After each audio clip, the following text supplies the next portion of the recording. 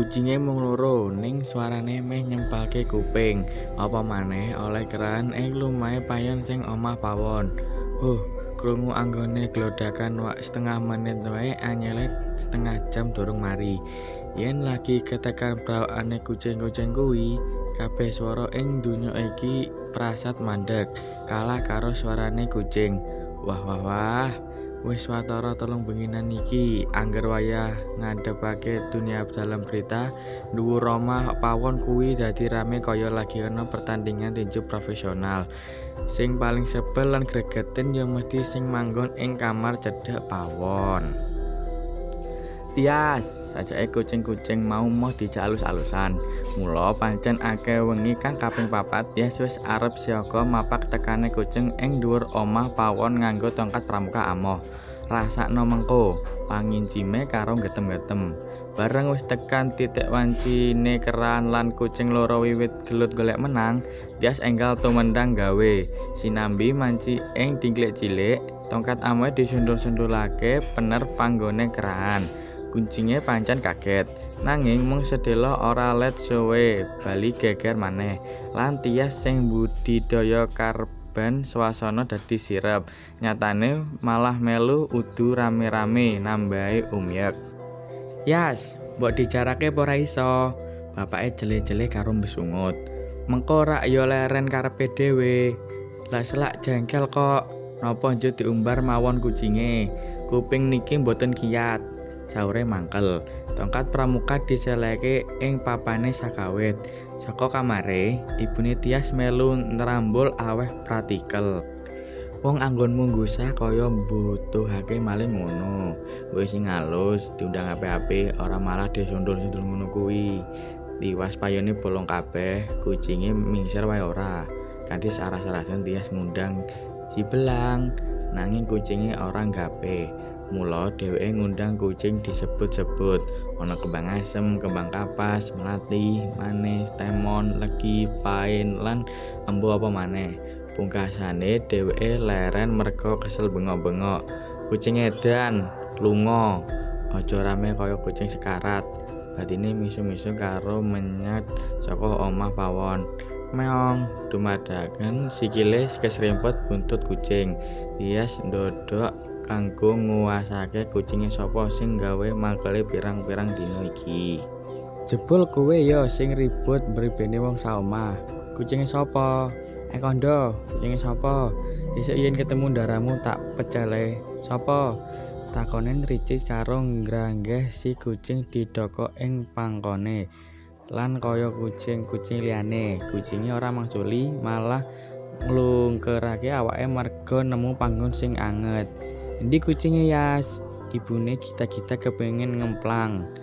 Wo, kucinge Hendrik, kucinge Tobi. Kene dak ambunge andalku. Ibune siap karo sandal jepit ing astane. Eman-eman, wong kucing apik kaya ngene kok arep disendal. Tias nyaut kucing digawa mlebu kamare. Kucing kanthi mata sing biru kaya neker mau manut dipondhong bendara sing anyar tekan jero kamar. Si kucing diselek ana dhuwur kasur. Saikine Tias lagi kober namatake rupane sing eksotik. Matane biru, ndas lan buntute ireng janges semu warna kelawu lan abang. Sawijine kucing kang sugih werna. Ulumu apik temen, dadi kucingku wae ya. Si kucing mung meang-meang karo ngobah-ngobahke buntut ngobat kabeh. Tias ora jelek-jelek anggone nyawang. Batine gagas sakjane Nyonya Hendrik mujute sawijine penyayang binatang. Nitik saka kucing sing blegere memper kucing Persia. Entek dhuwit pira wae Nyonya kuwi kanggo ngurusi surat-surat lan pajak mung merga kepengin bawa jenis kucing monco kuwi menyang Indonesia. Meong, sing kucing arep lunga metu. Hus ning kene wae, Tias agi-agi nutup lawang kamar. Dumadakan hobi isenge sing wis suwe ilang kumat maneh. Dheweke nyuwek dluwang banjur ditulisi nganggo bolpoin kertas dilinting. Diselempetake ing kalung modele si kucing. Ditekuk banjur distaples karben ora ucul. Sakwise rampung lagi mbuka lawang kamar. Wis mulya kana, sapa ngerti ndaramu ora bisa turu merga kucinge sapa. Si kucing menyat glitih-glitih ninggalake kamar. Nganti acara TV bubar, wewayangane kucing mata biru isih ngebaki pikiran. Nanging sajahe ana sing luwih endah tinimbang kucing iku mau, bendarane Toby. Anak lanange Nyonya Hendrik, dheweke pancen durung nate adu arep karo bocah lanang jeneng Toby. Nanging angen-angene bisa mbayangke kaya apa si Toby kuwi. Lah wong kucinge wae kaya ngono apike, apa maneh bendare. Ning apa sesambung rapete baguse kucing karo baguse bendarane. Pirang-pirang pitakon ngece dheweke, lan bola-bali dheweke keklincutan karepe dhewe. Oh dumadakan Tias kelingan maneh karo suwekan deleng tulisan mau. Apa sing kudu ditindakake menawa dudu Toby dhewe sing maca kertase? Yen ditemu babune ra sida payah. Nanging saumpama konangan babune ra apa-apa. Paling-paling isin sedina rong dina. Dhewe ngayem-ngayemi atine dhewe. Lah yen ibune Tias ora wani neruske senajan mung sajroning batin. Dhewe mung bisa ndonga muga-muga ora ana pawongan liya kang mranguli pongkal isine kejaba Toby lan kudu ngenteni mangsane si kucing sapa omahe.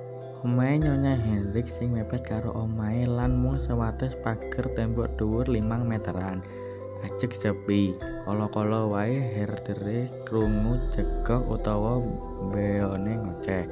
Jalene kuwi ora ana maneh. Kucing eksotik mau bengi lagi metu saka karantina. Dadi warga ing omahe Toby nembe 3 dinanan Tias dhewe ora pati nyetitake.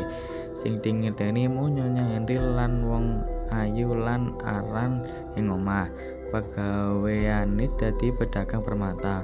Lunga tekane Nyonya mau meh ora ana kang weruh kejaba babu-babune. Lan miturut critane ibu, Nyonya Hendrik duwe anak lanang untang-anting jenenge Toby sing wis seminggunan iki manggon ing kono. Toby dadi foto model ing Jakarta. Ning kaya ngapa raine ra ana sing mranguli.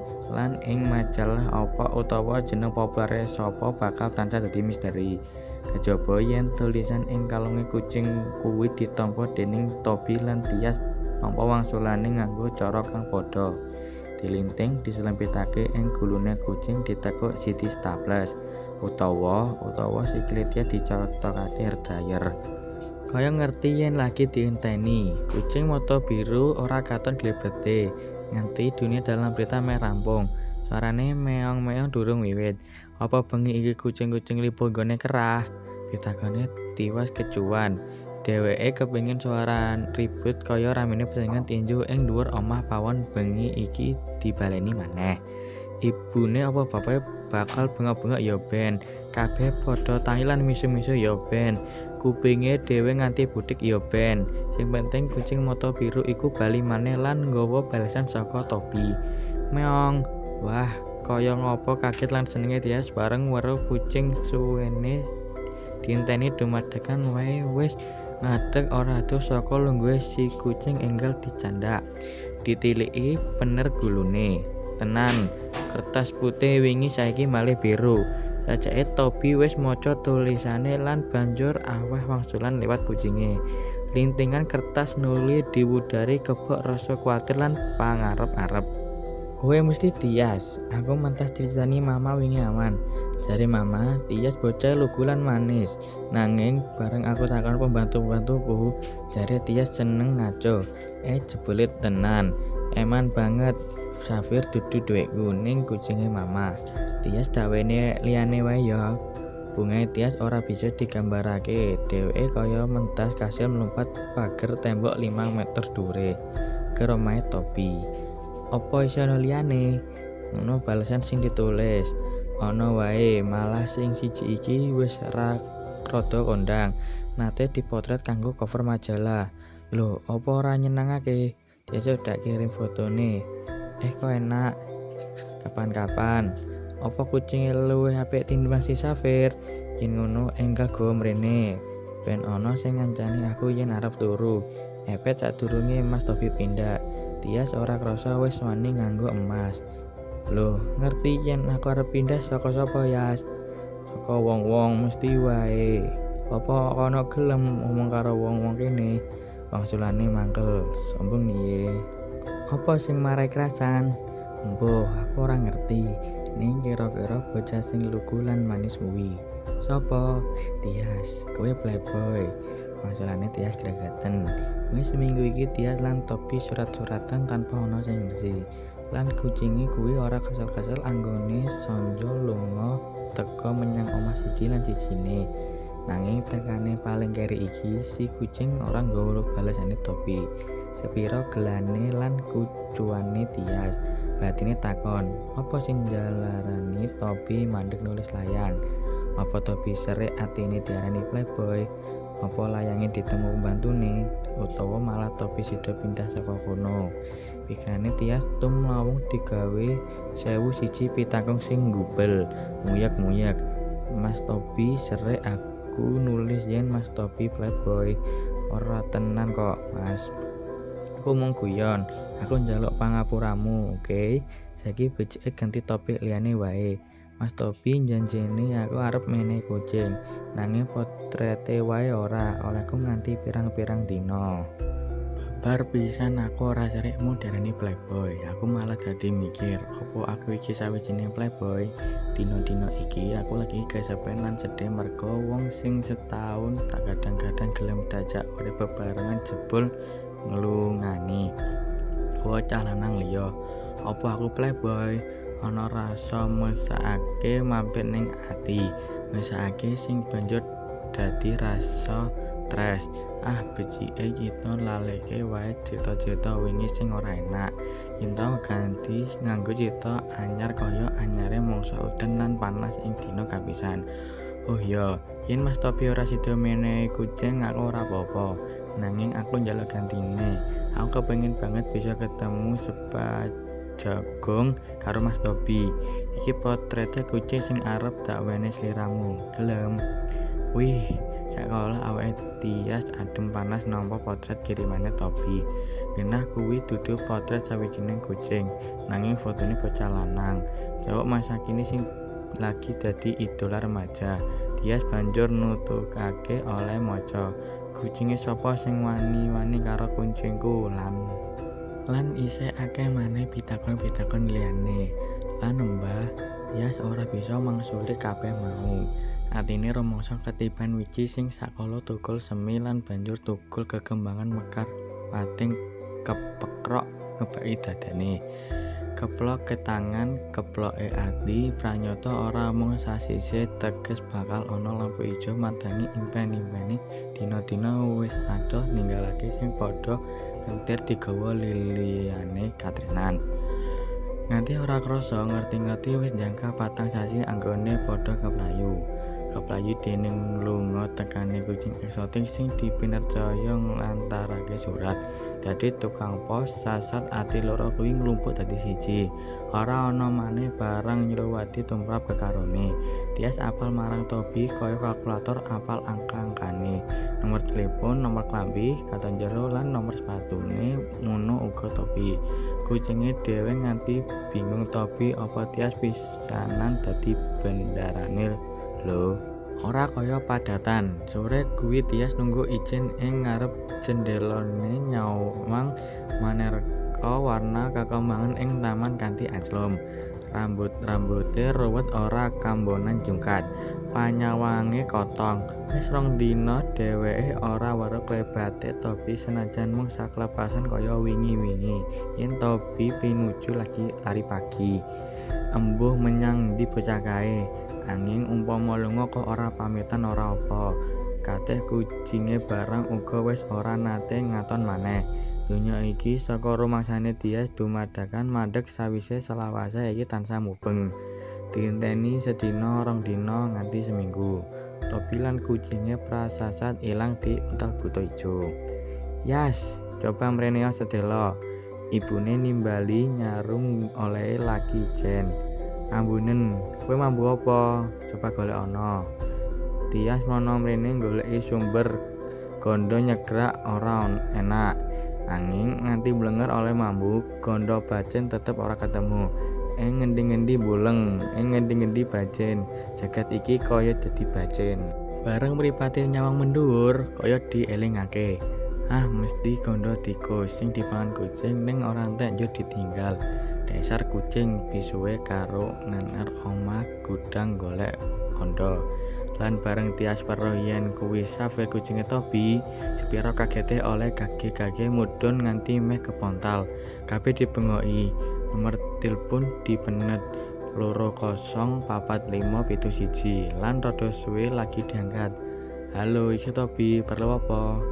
Mas Toby, Tias ora kewowo ndeleni emosi. Rene Mas, Xavier mati, cepet ndang mrene.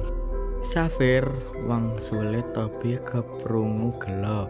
Kita bakal kelangan sawijining kanca raket kanggo salawase.